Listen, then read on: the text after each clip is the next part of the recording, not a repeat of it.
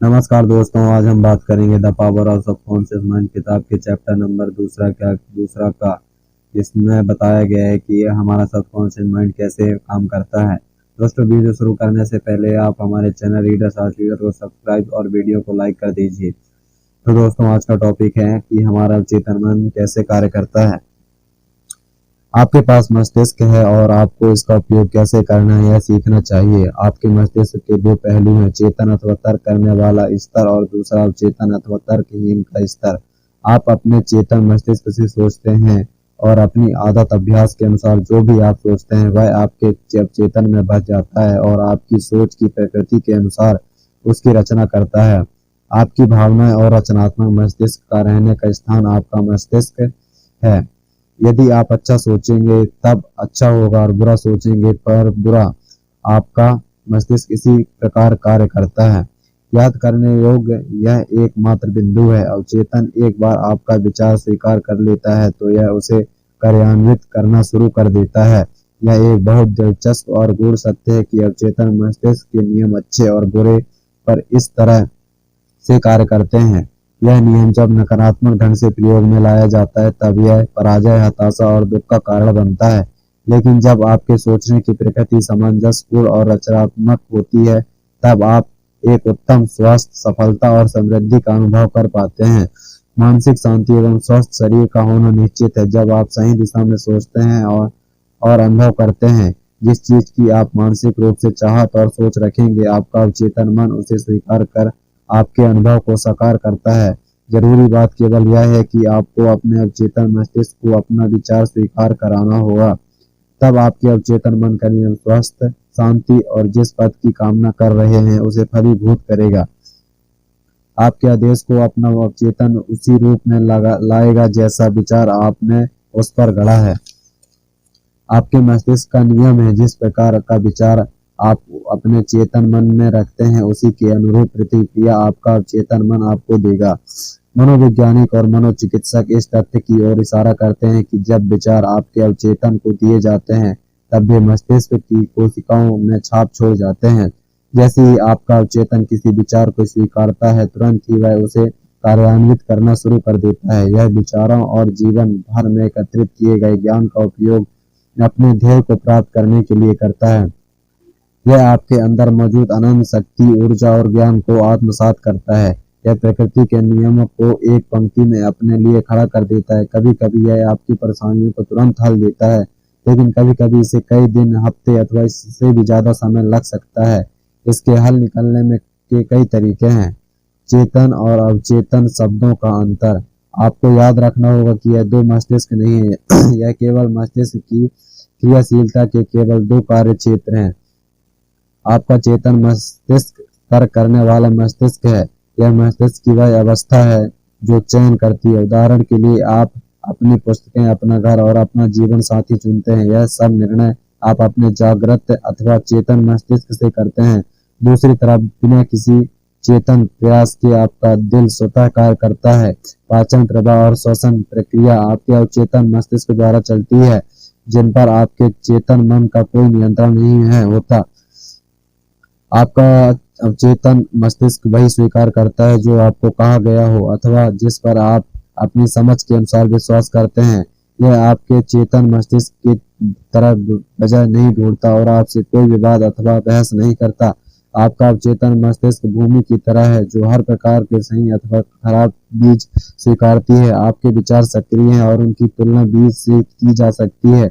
नकारात्मक विनाशकारी विचार आपके अवचेतन मन में विपरीत कार्य करते हैं और आगे चलकर अनुभव उसके अनुसार ही होते हैं। याद रखें, आपका अवचेतन मस्तिष्क इस बात को सिद्ध करने में नहीं लगा रहता कि आपके विचार अच्छे या बुरे, सच्चे या झूठे हैं, लेकिन यह आपके विचारों अथवा सुझावों की प्रकृति के अनुरूप अपनी प्रतिक्रिया देता है। उदाहरण के रूप में, यदि आप किसी चीज को जानबूझकर सत्य समझते हैं, चाहे वह झूठ ही क्यों न हो, आपका अवचेतन मस्तिष्क इसको सत्य मानकर कार्यान्वित करने लगेगा, जो कि परिणाम लाएगा क्योंकि आपने अपनी चेतना में इसे सत्य समझा था। मनोचिकित्सकों द्वारा किए गए प्रयोग।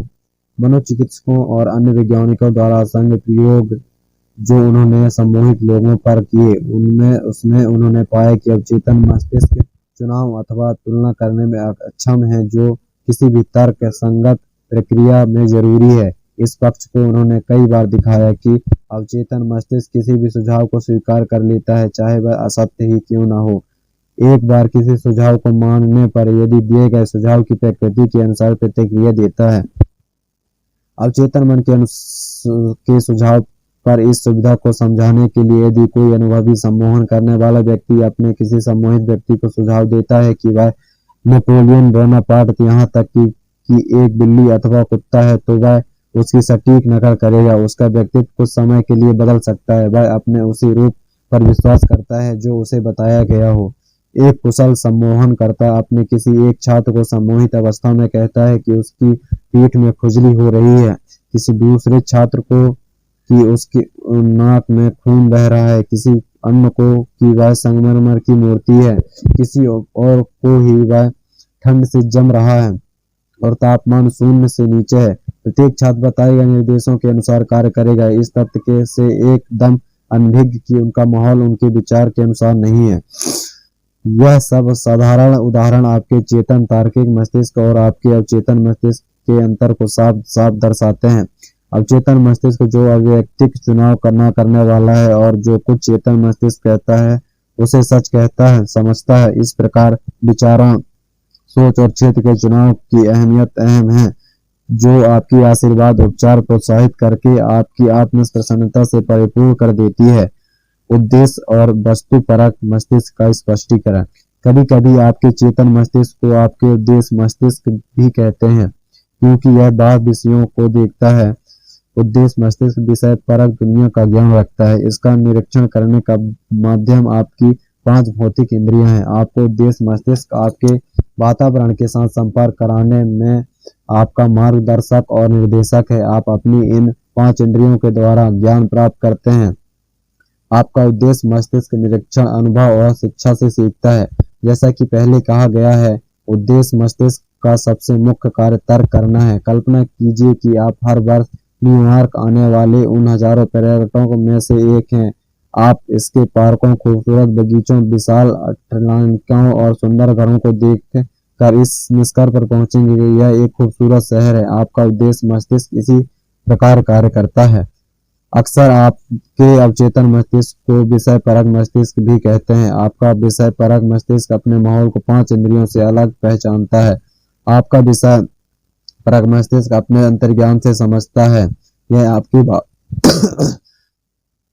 भावनाओं और यादों का भंडार गृह है। आपका विषय परक मस्तिष्क सबसे उच्च स्तरीय कार्य तब करता है जब आपकी उद्देश्य इंद्रियां सक्रिय नहीं होती। दूसरे शब्दों में, यह बुद्धिमत्ता है जो अपना कार्य करती है जिस समय उद्देश्य मस्तिष्क निष्क्रिय है अथवा सुप्त और मदहोश अवस्था में होता है। आपका विषय परक मस्तिष्क बिना किसी प्राकृतिक रूप देखने वाले अंगों को देखता है। यह दिव्य दृष्टि और दिव्य श्रोता है। आपका विषय परक मस्तिष्क शरीर छू सकता है, पूरे देशों में जा सकता है, सही और सटीक प्रकृति की जानकारी ला सकता है। अपने विषय परक मस्तिष्क द्वारा आप दूसरों के मन को पढ़ सकते हैं, बंद तिजोरियों और लिफाफों के अंदर की विषय वस्तु को जान सकते हैं। आप विषय परक मस्तिष्क दूसरों के विचारों को सामान्यतः उपयोग में लाए जाने वाले संचार व्यवस्था में के बिना समझने की क्षमता रखते हैं। सही प्रार्थना करने की कला को सीखने के लिए यह अति आवश्यक है कि उस उद्देश्य और विषय परक मस्तिष्क के बीच के आदान प्रदान को समझें। अवचेतन चेतन मस्तिष्क की भांति तर्क नहीं कर सकता। आपका अवचेतन मस्तिष्क विवाद नहीं कर सकता। यदि आप इसे गलत सुझाव देंगे या इसे सत्य की भांति स्वीकारेगा और उसे परिस्थितियां, अनुभवों और घटनाओं की तरह आगे बढ़ाएगा। वह सब चीजें जो आपके साथ होती हैं वे आपके अवचेतन में बैठे विश्वास के कारण होती हैं। यदि आप गलत धारणा अपने मन को देते हैं तो उस पर विजय पाने का सही तरीका रचनात्मक सामंजस्यपूर्ण विचारों को बार बार दोहराए, जिसे आपका अवचेतन मस्तिष्क स्वीकार करे और फिर नए स्वस्थ विचारों जीवन को बना पाए, क्योंकि अवचेतन मस्तिष्क आदतों का स्थान है। आपके चेतन मस्तिष्क के स्वाभाविक सोच आपके अवचेतन मन में गहरी बैठ बनाती हैं। यह आपके लिए एक अनुकूल स्थिति है यदि आपके विचार सामंजस्यपूर्ण, शांतिपूर्ण और रचनात्मक हैं। यदि आप डर, चिंता और अन्य विनाशकारी सोच को रखते हैं तो इसका उपचार केवल यही है कि अपने अवचेतन मन के सर्वव्यापता को पहचानें और उससे आज़ादी, खुशी और उत्तम स्वास्थ्य की कामना करें। आपका अवचेतन मस्तिष्क रचनात्मक और जो आपके दिव्य स्रोत से जुड़ा हुआ है, आपकी हार्दिक इच्छा अनुसार आपके लिए आज़ादी और खुशियाँ लाने की तैयारी में लग जाएगा। सुझाव की विशाल शक्ति। जब तक आपको समझना होगा कि आपका चेतन मस्तिष्क द्वार का प्रहरी है और इसका मुख्य कार्य आपके अवचेतन मस्तिष्क को असत्य तथ्यों से बचाना है। अब आप मस्तिष्क के आधारभूत नियमों से अवगत हैं। आपका अवचेतन मस्तिष्क सुझावों से जल्दी प्रभावित हो जाता है। जैसा आप जानते हैं, आपका अवचेतन मस्तिष्क कोई तुलना नहीं करता, ना ही कुछ विपरीत सोचता अथवा तर्क करता है। यह अपने लिए कुछ नहीं सोचता। सोचने की प्रक्रिया आपके चेतन मस्तिष्क की है। अवचेतन मस्तिष्क केवल चेतन मस्तिष्क द्वारा छोड़ी गई छाप पर प्रतिक्रिया देता है। यह किसी प्रकार से एक कार्य को दूसरे कार्य से बेहतर या कमतर नहीं आंकता। सुझाव की विशाल शक्तियाँ। एक उत्कृष्ट उदाहरण निम्न है। कल्पना करो, आप छोटे ठिगने व्यक्ति जो जहाज पर सवार हो रहा है, उसे यह शब्द कहें, आप बहुत बीमार लग रहे हैं, आप कितने पीले लग रहे हैं, मुझे यकीन है आप बीमार हो जाएंगे, मैं आपको केबिन तक पहुंचाने में सहायता करता हूँ। यात्री पीला पड़ जाता है। आपका उसे बीमारी से जोड़ना उसको अपने डर और आशंका से जोड़ता है। वह आपको उसकी बर्थ तक ले जाने देता है और जिस प्रकार का नकारात्मक सुझाव आपने उसे दिया, उसकी स्वीकारोक्ति ने परिणाम दिखाया। एक सुझाव से पर विभिन्न प्रतिक्रियाएं। यह सत्य है कि अपने अपने चेतन सोच और विश्वास की वजह से व्यक्ति भी अलग अलग ढंग की प्रतिक्रियाएं होगी। उदाहरण के तौर पर, यदि आप नाविक के पास जहाज पर जाकर अनुभूति दिखाते हुए कहेंगे, साथ ही आप बहुत बीमार दिख रहे हैं, क्या आप बीमार तो नहीं महसूस कर रहे हैं? ऐसा प्रतीत होता है कि आप बीमार होने वाले हैं। अपने स्वभाव के अनुसार या तो वह अब आपके मजाक पर हंसेगा अथवा थोड़ी चिड़चिड़ाहट दिखलाएगा। आपके सुझाव का उस पर कोई प्रभाव नहीं पड़ा, क्योंकि उसने समुद्री बीमारी को अपने अच्छे स्वास्थ्य की वजह से अनदेखा किया। इसलिए उसे कोई डर अथवा चिंता नहीं हुई, बल्कि आत्मविश्वास हुआ। शब्दकोश के अनुसार सुझाव एक ऐसा कृत्य अथवा उदाहरण है जो आप किसी अन्य के दिमाग में डालते हैं। एक मानसिक प्रक्रिया जिसमें विचार या सोच जिसका सुझाव दिया गया उसे स्वीकार कर कार्यान्वित किया। आपको याद रखना होगा कि कोई भी सुझाव अवचेतन मस्तिष्क में नहीं थोपा जा सकता जब तक चेतन मस्तिष्क इसके लिए सहमत न हो। अन्य शब्दों में, आपके चेतन मस्तिष्क को दिए गए सुझाव को अस्वीकार करने की शक्ति है। नाविक के संदर्भ में से समुद्री बीमारी का कोई डर भय नहीं था। उसने स्वयं पर इस रोग से मुक्त होने का विश्वास था, इसलिए नकारात्मक सुझाव के पार भय पैदा करने की कोई शक्ति नहीं थी। दूसरी यात्री पर समुद्री बीमारी का सुझाव उसके सुझाव पर इसका भय होने की वजह से बढ़ गया। हम में से प्रत्येक का अपना आंतरिक भय, विश्वास और विचार होता है और यह आंतरिक सोच हमारे जीवन को नियंत्रित और शासित करती है। सुझाव में कोई अपनी शक्ति निहित नहीं होती जब तक कि मानसिक रूप से आप इसे स्वीकार न करें। सुझाव की प्रकृति के अनुसार आपका अवचेतन मस्तिष्क सीमित प्रतिक्रिया देता है। उसे अपनी बांह कैसी खोई। हर 2 या 3 साल में मैं टूथ फेमस के कैटसन हॉल में व्याख्यान की श्रृंखला देने लंदन जाता हूँ। यह एक ऐसा मंच जिसकी स्थापना मैंने कई वर्ष पूर्व की थी। निदेशक डॉक्टर एवलिन फिलिप ने मुझे अंग्रेजी समाचार पत्र में सुझाव की शक्ति से निपटने के बारे में बताया। यह एक व्यक्ति द्वारा 2 वर्षों में अपने अवचेतन मस्तिष्क को दिए गए सुझाव के बारे में था। मैं अपनी बेटी को ठीक करने के लिए अपना दाहिना हाथ दे दूंगा। ऐसा पता चला कि उसकी बेटी त्वचा से असाध्य रोग के साथ साथ अपंग बना देने वाली हड्डी की बीमारी आर्थराइटिस से जूझ रही थी। चिकित्सीय प्रयास उसकी स्थिति को कम न कर सके और उसकी पिता अपनी पुत्री के ठीक होने की गहरी कामना रखता था। इसीलिए उसने अपने इजहार उपरोक्त शब्दों से किया। डॉक्टर एवलिन फिलिप ने कहा कि समाचार पत्र के लेख ने इस ओर इशारा किया कि एक दिन परिवार अपनी कार से जा रहा था तब वह दूसरी गाड़ी से टकराई। पिता का दाहिना हाथ उसके कंधे से कट गया और तुरंत उसी वक्त उसकी बेटी का आर्थराइटिस और त्वचा का रोग गायब हो गया। आपको इस बात से सुनिश्चित करना होगा कि आप अपने अवचेतन को केवल उस प्रकार के सुझाव दें जो उपचार, आशीर्वाद, उन्नति और आपकी सभी प्रकार से प्रोत्साहित करे। याद रखें, आपका अवचेतन मस्तिष्क मजाक नहीं ले सकता, वह आपके शब्दों को ग्रहण करता है। कैसे 100 सुझाव भय को समाप्त करते हैं। स्वयं को दिए गए सुझाव के उदाहरण 100 सुझाव का अर्थ है। स्वयं को स्पष्ट और विशेष सुझाव देना। हर्बर्ट पार्किंस सुझाव पर अपनी उत्कृष्ट पुस्तक हर्बर्ट पार्किन ऑटो सजेशन में निम्न घटना बताते हैं। इसका एक दिलचस्प पहलू है जिससे इसे आप याद रख सकते हैं। एक न्यूयॉर्क के दर्शक ने शिकागो में अपनी घड़ी देखी जिसका समय शिकागो के समय से 1 घंटा आगे था और उसने अपने शिकागो के दोस्त को बताया कि अभी 12 बजे हैं। उसके शिकागो के दोस्त बिना ध्यान दिए कि दोनों शहरों में समय का अंतर है अपने न्यूयॉर्क वाले दोस्त को बताया वह भूखा है और उसे खाने पर जाना है। स्वच्छ सुझाव का उपयोग विभिन्न प्रकार के डर और नकारात्मक स्थितियों को खत्म करने के लिए किया जा सकता है। एक युवा गायिका को आवाज परीक्षण के लिए बुलाया गया। वह इस साक्षात्कार के लिए बहुत उत्सुक थी लेकिन पिछले 3 अवसरों में अपनी डर की वजह वह बुरी तरह सफल रही थी। इस युवती की आवाज बहुत अच्छी थी लेकिन वह अपने को कहती रहती थी जब मुझे गाने का मौका मिलेगा शायद वे मुझे पसंद न करें। मैं कोशिश करूंगी लेकिन मैं बहुत डरी और आशंकित हूँ। उसके अवचेतन मन ने इन नकारात्मक 100 सुझावों को एक याचना की तरह लिया और उन्हें उसके अनुभव में ले आया। उसके असफल होने का कारण अनजाने में किया गया 100 सुझाव था जैसे कि पूरे भावनात्मक और विषय वस्तु में मौन डर। उसने निम्न विधि को अपना डर अपने काबू में किया। दिन में 3 बार उसने अपने मन को कमरे में अलग किया। वह आराम कुर्सी में निश्चिंत होकर बैठ गए। उसने अपने शरीर को ही ढीला किया और अपनी आंखें बंद कर ली। उसने अपने शरीर और मस्तिष्क को स्थिर किया। शारीरिक स्थिरता के लिए मानसिक स्थिरता अनुकूल है और वह मस्तिष्क को सुझाव देने के लिए ज्यादा ग्राह्य बनाता है। उसने अपने भाई को सुझाव को यह कहकर जवाब दिया, मैं बहुत सुंदर गाती हूँ, मैं संतुलित, शांत और आत्मविश्वास से भरी हुई हूँ। उसने इस वाक्य को धीरे और शांति से पूरे भाव के साथ 5 से 10 बार कहा। ऐसा वह दिन में 3 बार और रात को ठीक सोने से पहले कह सप्ताह के अंत तक वह एक शांत और आत्मविश्वास से भर गई थी। जब उससे आवाज परीक्षण का निमंत्रण आया उसने एक अद्भुत और आश्चर्य से भरा परीक्षण दिया। उसकी याददाश्त फिर वापस कैसे है। एक स्त्री थी जिसकी आयु 75 वर्ष की थी। उसकी यह आदत थी अपने को कहने की कि मेरी याददाश्त खो रही है। उसने इस आदत को उल्टा कर लिया और दिन में कई बार स्वभाव यह कह कर देती, आज से मेरी याददाश्त हर क्षेत्र में सुधर रही है। हर समय और जगह जिनको जानने की मुझे आवश्यकता है वह मुझे हमेशा याद रहेगा। इस तरह से मेरी छाप स्पष्ट और ज्यादा निश्चित होगी। मैं स्वतः ही उन्हें आसानी से बनाए रखूंगी। जिस किसी चीज की मुझे याद रखने की आवश्यकता है वह मेरे मस्तिष्क में सही दिशा में उपस्थित हो जाएंगी। मैं तेजी से प्रतिदिन उन्नति कर रही हूँ। मैं बहुत शीघ्र मेरी याद पहले से कहीं बेहतर हो जाएगी। 3 सप्ताह खत्म होने पर उसकी याददाश्त वापस सामान्य हो गई और वह बहुत प्रसन्न थी।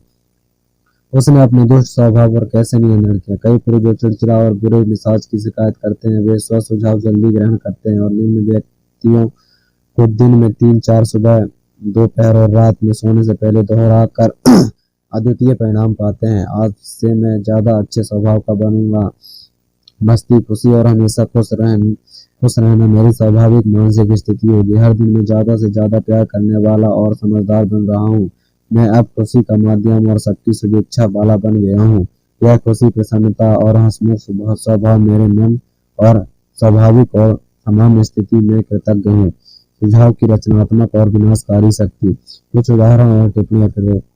सुझाव पर विभिन्न अथवा विषय सुझाव का तात्पर्य है किसी अन्य व्यक्ति द्वारा दिए गए सुझाव। प्राचीन काल से ही हर समय और इस धरती के हर क्षेत्र में हर देश के सुझाव की शक्ति के मनुष्य के जीवन में सोच और महत्वपूर्ण भूमिका निभाई है। विश्व के कई भागों में धर्म की यह नियंत्रण शक्ति है। सुझावों का उपयोग अपने को सुशासित और नियंत्रित करने के लिए किया जा सकता है लेकिन इसका उपयोग उन पर भी नियंत्रण और शासित करने के लिए किया जा सकता है जिन्हें मस्तिष्क के नियमों का ज्ञान नहीं है। अपने रचनात्मक रूप से यह अद्भुत और अद्वितीय है। अपने नकारात्मक रूप में यह मस्तिष्क का एक बहुत बड़ा प्रतिक्रियात्मक पहलू है जिसका परिणाम दुख, पराजय, कष्ट, भोग, बीमारी और विनाश होता है। आपने कैसे इनमें से किसी एक को स्वीकार किया। बचपन में हम में से ज्यादा को बहुत से नकारात्मक सुझाव दिए गए हैं। चूंकि हमें पता नहीं उन्हें कैसे नकारा जाए हम उनको स्वीकार कर लेते हैं। यहाँ कुछ ऐसे ही नकारात्मक सुझाव हैं। आप नहीं कर सकते, तुम्हारा कुछ नहीं होगा, तुम्हें नहीं करना चाहिए, तुम फेल हो जाओगे, तुम्हारे पास कोई मौका नहीं है। सवाल इसका नहीं कि तुम क्या जानते हो बल्कि इसका है कि तुम किसे जानते हो। यह दुनिया नर्क में जा रही है, क्या फायदा और कोई परवाह नहीं करता, इसकी मेहनत का कोई फायदा नहीं, तुम अब बहुत बूढ़े हो गए हो। जिंदगी अंतहीन संघर्ष है, प्यार पक्षियों के लिए है, तुम सफल हो ही नहीं सकते, जल्द ही तुम दिवालिया हो जाओगे, ध्यान रखो तुम्हें वायरस लग जाएगा, तुम्हें किसी पर विश्वास नहीं कर सकते इत्यादि। जब तक एक व्यास की भांति आप रचनात्मक सुझाव नहीं प्रयोग में लाते, जो कि एक अपने को अनुरूप करने की चिकित्सा है, आपके भूतकाल में छोड़े गए छाप अथवा निशान आपके स्वभाव के बदलाव ला सकते हैं, जिनकी वजह से आपके निजी और सामाजिक जीवन में पराजय होती है। सुझाव एक माध्यम है जो आपको नकारात्मक बोले गए शब्दों के ढेर से बाहर निकालेगा, अन्यथा यह आपके जीवन की आकृति को खराब कर सकता है, जिसकी अच्छी आदतों का विकास कठिन हो सकता है। आप अपने नकारात्मक सुझावों को जवाब दे सकते हैं। किसी भी दिन का अखबार लें और आप दर्जनों ऐसी खबरों को पढ़ेंगे जो हताशा, भय, चिंता और निराशा और आने वाले विनाश के बीज बो सकते हैं। यदि यह आपके द्वारा स्वीकार कर लिए गए तो यह भय से भरी सोच आपके जीवन जीने की इच्छा को खो सकती है। यह जानते हुए कि आप इन सभी नकारात्मक सुझावों को अस्वीकृत कर सकते हैं। यदि आप अपने अवचेतन मस्तिष्क को रचनात्मक सुझाव दें, इस प्रकार आप इन सभी विनाशकारी विचारों को मात दे सकते हैं। समय समय पर लोगों द्वारा किए गए नकारात्मक सुझावों को जांचते रहें। आपको दूसरे द्वारा दिए गए विनाशकारी विषम सुझावों से प्रभावित होने की जरूरत नहीं है। हम सभी के बचपन और अपनी किशोरावस्था में इसकी पीड़ा सही है। यदि आप पलट कर देखें तो आप आसानी से याद कर सकते हैं कि कैसे माता पिता, दोस्तों, रिश्तेदार और सहयोगियों ने नकारात्मक सुझावों के आंदोलन में सहयोग दिया था। जो कुछ आपको बताया गया था उनका अध्ययन करें तो आप पाएंगे कि इनमें से अधिकतर को एक प्रचार का रूप दिया गया है। जो कुछ आपको बताया गया उसका ध्येय आपको नियंत्रित करना या आप में भय पैदा करना था। इस तरह के विषम सुझाव प्रक्रिया हर घर, ऑफिस, फैक्ट्रियों और क्लब में चलते रहते हैं। आप पाएंगे कि इस प्रकार के सुझाव आपको सोचने, महसूस और कार्य करने के लिए दिए जाते हैं, क्योंकि यह लोग चाहते हैं कि आप फायदों के लिए काम करें। किस प्रकार सुझाव ने व्यक्ति को मारा। यहाँ एक विषम सुझाव का उदाहरण है। मेरा एक रिश्तेदार भारत में एक स्थापित पढ़ने वाली पास गया, जिसने से बताया कि उसका दिल अवस्था था और वह अगले नए चंद वाले दिन मर जाएगा। उसने इस भविष्यवाणी को अपने परिवार के सभी सदस्यों को बताना शुरू कर दिया और अपनी वसीयत तैयार कर इतना मजबूत सुझाव उसकी अवचेतन मस्तिष्क में बैठ गया, क्योंकि उसने इस पर पूरी तरह से विश्वास कर लिया था। मेरे रिश्तेदार ने यह भी बताया कि इस रत्न पढ़ने वाले के पास कुछ जादुई शक्तियां भी नहीं थी कि वह किसी भी शक्ति का भला अथवा बुरा भी कर सकता। जिस प्रकार की भविष्यवाणी की गई थी वैसे ही उसकी मृत्यु हो गई, बिना जाने कि अपनी मृत्यु का कारण वह स्वयं था। मुझे लगता है कि हमने से कई ने इसी प्रकार के बेवकूफी भरे अजीबोगरीब अंधविश्वास से वही कहानियां सुनी है। अपने ज्ञान से देखें कि अवचेतन मस्तिष्क किस प्रकार से कार्य करता है। जिस प्रकार से मनुष्य का चेतन तर्क संगत मस्तिष्क विश्वास करता है, उसी प्रकार अवचेतन मस्तिष्क उसे स्वीकार और उस पर कार्य करता है। मेरे रिश्तेदार खुश, स्वस्थ, जोश से भरा और तगड़ा था, जो बिना किसी कारण भविष्यवक्ता के पास गया। उसने उसे नकारात्मक सुझाव दिए, जिसे उसे स्वीकार कर लिया। वह भयाक्रांता था और हमेशा इस तथ्य को सोचता रहता कि अगले नए चांद के दिन वह मरने वाला है। उसने इसके बारे में सभी को बताना शुरू किया और आपने उसे अंत के लिए तैयार करने लगा। उसके मन में भी प्रक्रियाएं शुरू हो गई और उसकी अपनी सोच इसका कारण थी। वह स्वयं अपनी इस मौके को गले लाया और वह अपने डर और अंत को आशंका में अपने भौतिक शरीर के विनाश का कारण बना। जिस महिला ने उसकी मृत्यु की भविष्यवाणी की थी, उसके पास उस क्षेत्र की कोई शक्ति नहीं थी। उसके सुझाव में कोई रचनात्मक अथवा उसका अंत करने जैसी कोई शक्ति नहीं थी। यदि उसे मस्तिष्क के नियम का ज्ञान होता तो वह इस नकारात्मक सुझाव को पूरी तरह से नकार देता। यदि वह जानता कि वह अपने विचार और एहसास से ही वह नियंत्रित और शासित होता है, एक टिन की तीर की तरह जिसका लक्ष्य लड़ाकू जहाज पर था, महिला की भविष्यवाणी बिना उसे नुकसान पहुंचाए पूरी तरह से निष्क्रिय और नष्ट करी जा सकती थी। अपने आप में दूसरे द्वारा दिए गए सुझावों को आपके ऊपर कोई शक्ति नहीं है, जब तक कि आप अपने विचारों द्वारा उन्हें शक्ति ना दें। आपको अपनी मानसिक स्वीकृति देनी होगी, आपको विचार को स्वीकार करना होगा, तब यह आपका अपना विचार बन जाता है और आप सोचने लगते हैं कि जिंदगी चुनिए, प्यार चुनिए, अच्छा स्वास्थ्य चुनिए। बनाए गए काल्पनिक प्रमुख परिसर की शक्ति। आपका मस्तिष्क एक न्याय व्यवस्था की तरह काम करता है। इसका अर्थ है कि जिस किसी भी मुख्य परिसर को आपका चेतन मस्तिष्क सत्य समझता है, उसी के आधार पर आपके मन के किसी विशेष प्रश्न अथवा समस्या पर आपका अवचेतन मन परिणाम निश्चित करता है। यदि आपका परिसर सत्य है, तब परिणाम भी सही होगा, जैसा कि निम्न उदाहरण दर्शाता है। हर समाचार तारीफ करने योग्य है। दयालुता एक सदाचार है, इसलिए दयालुता तारीफ करने योग्य है। दूसरा उदाहरण, सभी बनाई गई चीजें बदलती हैं और नष्ट हो जाती हैं। मिस्र के पिरामिड बनाई गई वस्तुएं एक दिन यह भी नष्ट हो जाएंगे। पहले कथन का संदर्भ मुख्य परिसर से है और सही परिणाम निश्चित रूप से सही परिसर का अनुसरण करेगा। एक कॉलेज के प्रोफेसर जिसने न्यूयॉर्क के टाउन हॉल में एक मस्तिष्क का विज्ञान व्याख्यान में भाग लिया था, ने मुझे बताया, मेरी जिंदगी में सब कुछ उल्टा पुल्टा है। मैंने अपना स्वस्थ धन और मित्र खो दिए। जिस चीज को मैं छूता हूँ वह गलत हो जाती है। मैंने उसे समझाया कि उसे अपने विचारों के में एक मुख्य परिसर को स्थापित करना चाहिए और यह उसके अवचेतन मस्तिष्क का अनंत ज्ञान, उसका मार्गदर्शन, निर्देशन और उसे आध्यात्मिक परिसर मानसिक और सांसारिक रूप से समृद्ध कर रहा है। तब उसका अवचेतन मस्तिष्क स्वस्थ उसे उसके निवेश, निर्णयों और चतुरता के मार्गदर्शन देगा और उसके शरीर को स्वस्थ करेगा। साथ ही उसके मन की शांति और तसल्ली यानी धीरज को फिर से वापस लाएगा। प्रोफेसर ने जिस तरह का जीवन वह चाहता था उसकी संपूर्ण परिकल्पना की और यह उसका मुख्य परिसर था। अनंत ज्ञान मेरे सभी रास्तों का मार्गदर्शन और नेतृत्व कर रहा है। उत्तम स्वास्थ्य मेरा है और सामंजस्यता का नियम मेरे मस्तिष्क और शरीर पर कार्य कर रहा है। खूबसूरती, प्यार, शांति और प्रचुरता सब कुछ मेरा है। सही कार्य का सिद्धांत और दिव्यादेश मेरे पूरे जीवन को शासित कर रहे हैं।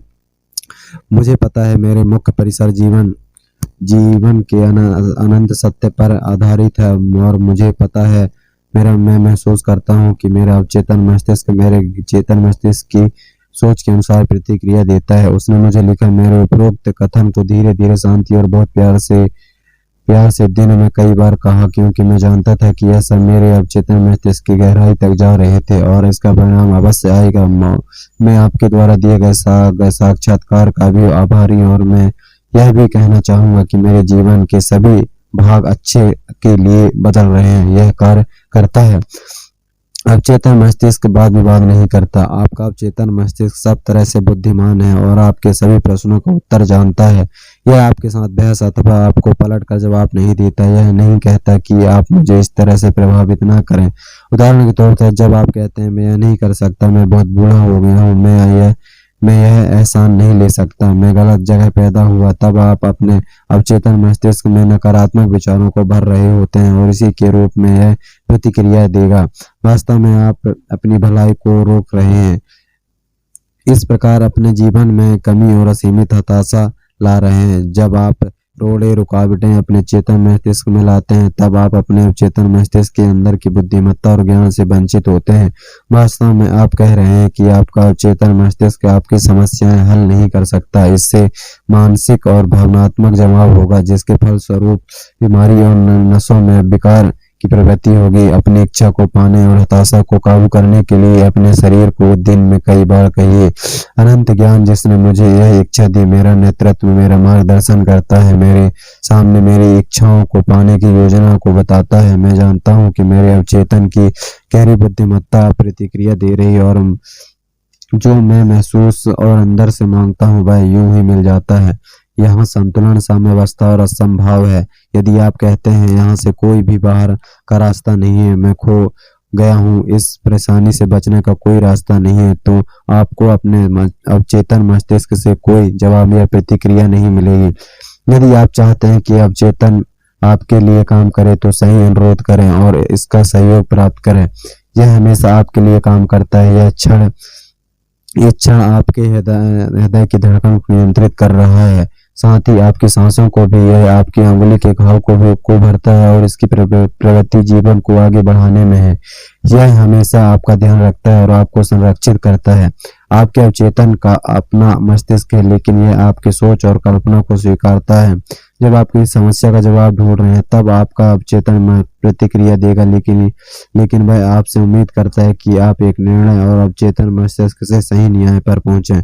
आपको यह स्वीकार करना होगा कि जवाब आपके अवचेतन मस्तिष्क में है। फिर भी यदि आप कहते हैं मैं नहीं समझता, इसका कोई हल है, मैं उलझन में हूँ, मुझे जवाब क्यों नहीं मिलता, आप अपनी प्रार्थना को निष्क्रिय कर रहे हैं। जैसे एक सिपाही समय को निश्चित करता है, आप कहीं नहीं पहुंचते। अपने मस्तिष्क के पहिए को स्थिर करें, निश्चित हों और इस दृढ़ता से जाने दें, मेरा अवचेतन जवाब जानता है, यह अब मेरा जवाब दे रहा है। मैं धन्यवाद देता हूँ क्योंकि मैं जानता हूँ कि मेरे अवचेतन का अनंत ज्ञान सभी कुछ जानता है और अब वह मुझे उत्तम जवाब दिखा रहा है। मेरा दृढ़ विश्वास मेरे अवचेतन की महिमा और महानता को आजाद कर रहे हैं। ऐसा होने पर मैं प्रसन्न हूँ।